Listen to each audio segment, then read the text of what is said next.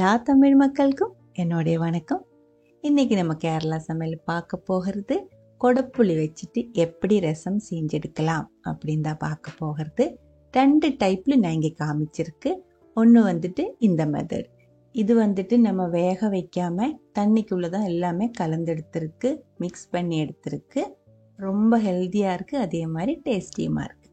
இன்னொன்று வந்துட்டு நம்ம சாதாரணமாக செய்யற மாதிரி வேக வச்செடுக்கிற ரசம். ரெண்டுக்குமே இன்க்ரீடியன்ஸ் வந்து வித்தியாசமா இருக்கு, அதே மாதிரி டேஸ்ட்டும் ரொம்ப வித்தியாசமா இருக்கு. ஒன்று வந்துட்டு கொடப்புளி ஊற வச்சு செஞ்சிருக்கு, இன்னொன்று வந்துட்டு கொடப்புளி ஊற வைக்காமையும் செஞ்சிருக்கு. எப்படி செய்யலான்னு பார்த்துட்டு வரலாம்.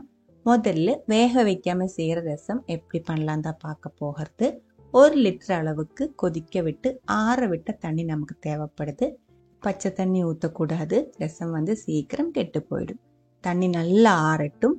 அதுக்குள்ள இதில் சேர்க்கிறதுக்கான இன்கிரீடியன்ஸ் பார்த்துக்கலாம். 10 to 12 சின்ன வெங்காயம், காரமாக இருக்கிற பச்சை மிளகாய் 3 இல்லை 4 உங்களோட இஷ்டத்துக்கு தகுந்த மாதிரி, காரத்துக்கு தகுந்த மாதிரி எடுத்துக்கோங்க.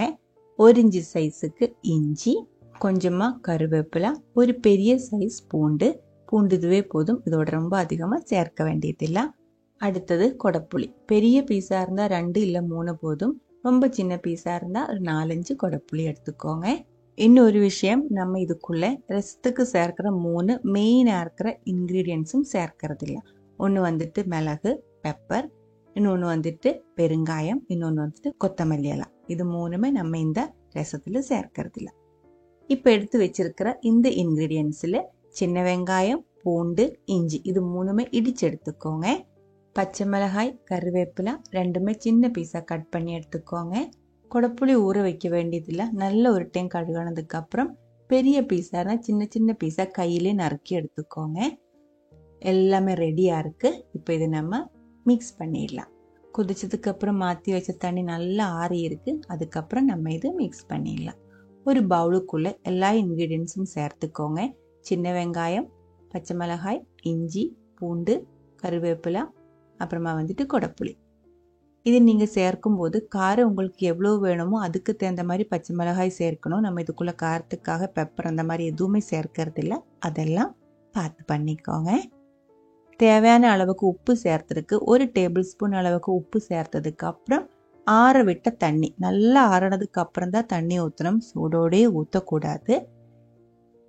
1 லிட்டர் அளவுக்கு தண்ணி ஊற்றி நல்லா மிக்ஸ் பண்ணிக்கோங்க. அதுக்கப்புறம் உப்பு செக் பண்ணுங்க. இது நம்ம இந்த ஒரு ரசம் வந்துட்டு நம்ம இப்போ உடனே சாப்பிட்றது கிடையாது. இன்னைக்கு ரெடி பண்ணிடுச்சுன்னா அடுத்த நாளைக்கு தான் இது சாப்பிட முடியும். அப்போ தான் புளியெல்லாம் இதுக்குள்ளே நல்லா ஊறி கரெக்டான டேஸ்ட்ல கிடைக்கும். நல்லா கலந்து விட்டு உப்பு செக் பண்ணிக்கோங்க. உப்பு கொஞ்சம் அதிகமாக இருந்தால் தான் நல்லா இருக்கும், ஆனால் புளி மறுபடியும் இதுக்குள்ளே அதிகமாகிடும். அதுக்கு தகுந்த மாதிரி உப்பு போட்டுக்கோங்க. அதுக்கப்புறம் நீட்டாக இருக்கிற ஒரு கிளாஸ் கண்டெய்னருக்குள்ளே ஊற்றி வச்சுக்கலாம். பிளாஸ்டிக் உள்ள ஒன்றும் ஊற்றக்கூடாது. இது வந்து புளி கலந்துருக்கிறதுனால பிளாஸ்டிக் நல்லா இருக்காது.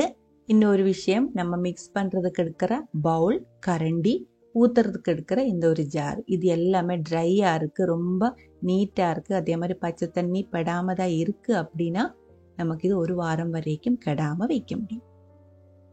இது நான் மூடி வச்சுட்டேன். அடுத்த நாளைக்கு இது இப்போ நான் ஓப்பன் பண்ணுறேன். நல்ல ஒரு கரண்டி வச்சு இது மிக்ஸ் பண்ணிடலாம். ஈரம் இல்லாத கரண்டி எடுத்துக்கோங்க. இது நல்லா கலந்து விடும்போது பாருங்க, இதோட கலர் வந்து நல்லா டார்க் கலர் ஆயிடும், ஒரு பிங்கிஷ் ப்ரௌன் கலராக மாறிடும். நம்ம கொதிக்க விடாமே ரசத்தோட கலர் பர்ஃபெக்டாக வந்திருக்கு பாருங்க. இது நல்ல டேஸ்டாக இருக்குது. இப்போ இதோட புளிப்பு உப்பு எல்லாம் கரெக்டாக இருக்கும்.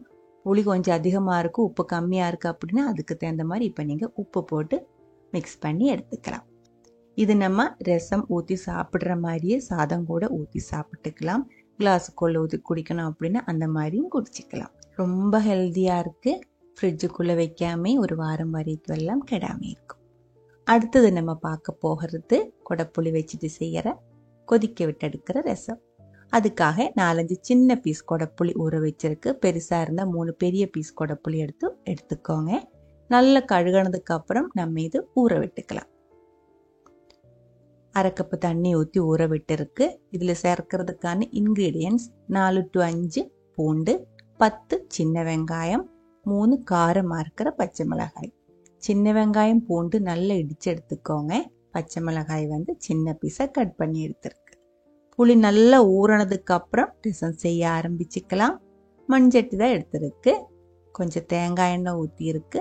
எண்ணெய் சூடானதுக்கு அப்புறம் 1 டீஸ்பூன் அளவுக்கு கடுகு, இடிச்செடுத்த சின்ன வெங்காயம். முதல்ல சின்ன வெங்காயம் தான் எண்ணெய்க்குள்ளே போட்டு நல்லா வதக்கணும். லைட்டாக ஒரு ப்ரௌன் கலர் வர ஆரம்பிக்கும் போது பூண்டு, சின்ன பீஸாக கட் பண்ணி வச்சிருக்கிற பச்சை மிளகாய் ரெண்டுமே சேர்த்து வதக்கிக்கோங்க.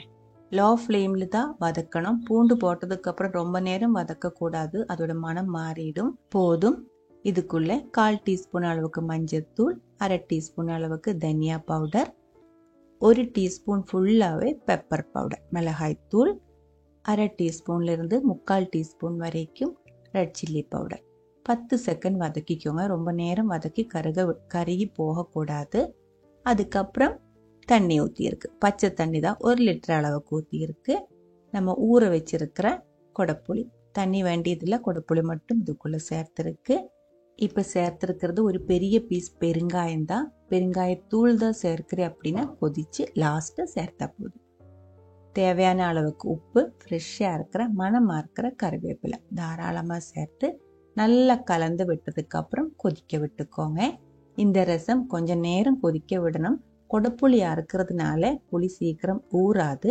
கொஞ்சம் நேரம் ஊறணும். கொதிக்க விட்டுட்டே இருக்கும்போது புளி இதுக்குள்ளே அதிகமாயிட்டே இருக்கும். அதுக்கு தகுந்த மாதிரி கொஞ்சம் நேரம் கொதிக்க விடணும். கொதிக்கும்போது இதுக்குள்ளே புளி அதிகமாயிட்டே இருக்கும்போது உப்பு கம்மியாயிடும். செக் பண்ணி அதுக்கு தகுந்த மாதிரி சேர்த்துக்கோங்க. கொஞ்சம் கொத்தமல்லி எல்லாம் கூட கட் பண்ணி சேர்த்துருக்கு. மறுபடியும் கொஞ்சம் நேரம் கொதிக்க விட்டுருக்கு. இதுக்குள்ளே புளியோட அளவு கரெக்டாக ஆகிற வரைக்கும் நம்ம இது கொதிக்க விட்டுட்டே இருக்கணும். மீடியம் லோ ஃப்ளேம்லேயே கொதிக்க விட்டுக்கோங்க. நம்ம சாதாரணமாக ரசம் செய்யும்போது கொதிக்க விடாமல் தான் செய்யறது. ஆனால் கொடைப்புளி வச்சுட்டு ரசம் செய்யும்போது இதே மாதிரி கொஞ்சம் நேரம் கொதிக்க விட்டால் தான் புளியோட டேஸ்ட்டு கரெக்டாக இந்த ரசத்தில் நமக்கு கிடைக்கும். சாதாரணமாக இங்கே கறி எல்லாம் செய்யும்போது, மீன்கறி எல்லாம் செய்யும்போது கொடைப்புளி போட்டு செய்கிற அந்த கறியில் அடுத்த நாளைக்கெல்லாம் பார்த்தா புளி அதிகமாக இருக்கும். அந்த டைம் வந்துட்டு புளி எடுத்து வெளியே கொட்டுறதா செய்யறது. அதே மாதிரி நீங்கள் இதில் புளி அதிகமாகிடுச்சு அப்படின்னா கொடைப்புளி வந்து வெளியே எடுத்துக்கோங்க. ரசம் மட்டும் கொதிக்க விட்டு எடுத்துக்கலாம். வேக வச்சு கொதிக்க விட்டு எடுத்துருக்கிற கொடைப்புளி ரசம் ரெடியாக இருக்குது. இதுவும் ரொம்ப டேஸ்டியாக இருக்குது. நல்ல ஹெல்த்தியாக இருக்கிற ஒரு ரசமாக இருக்குது. ரசம் ஊற்றி சாப்பிடும்போது இந்த கொடைப்புளியும் சாப்பிட்டுக்கலாமா அப்படின்ட்டு நீங்கள் யோசிப்பாங்க. இதுக்கு முன்னாடி எனக்கு கமெண்ட்ஸ் வந்திருக்கு. அந்த மாதிரி கொடைப்புளி சாப்பிட்றதுக்கு ஒன்றும் ப்ராப்ளம் இல்லை. ஆனால் அது எப்படி சாப்பிட்றதுன்னு தெரியல. ரொம்ப புளிப்பாக இருக்குது. இந்த ரசத்துக்குள்ளே கொதித்து அது நல்லா வெந்து நல்லா சாஃப்டாக இருக்கிற ஒன்று தான். நம்ம இங்கே கறியெல்லாம் செய்யும்போது கொடைப்புளி சாப்பிட்றதில்ல. அதுக்குள்ளே இருக்கிற சத்தை எல்லாம் கறியில் இறங்கினதுக்கப்புறம் கொடைப்புளி எடுத்து வெளியே கொட்டுறதா செய்யறது. சாப்பிட்றதுக்கு ஒன்றும் தப்பு இல்லை, முடிஞ்சால் சாப்பிட்டுக்கலாம். இந்த 2 டைப் ரசமுமே உங்களுக்கு பிடிச்சிருக்குன்னு நினைக்கிறேன். ரெண்டுமே ஹெல்த்தியாக இருக்குது. எது பிடிச்சிருக்கோ அது ஒரு டைம் செஞ்சு பாருங்கள். அதுக்கப்புறம் உங்களோட கமெண்ட்ஸ் எல்லாம் சொல்லிடுங்க. இந்த சமையல் பிடிக்கிற ஃப்ரெண்ட்ஸுக்கு மறக்காமல் ஷேர் பண்ணி விட்டுக்கோங்க. அடுத்த ஒரு வீடியோவில் நம்ம உடனே பார்க்கலாம். அது வரைக்கும் வணக்கம்.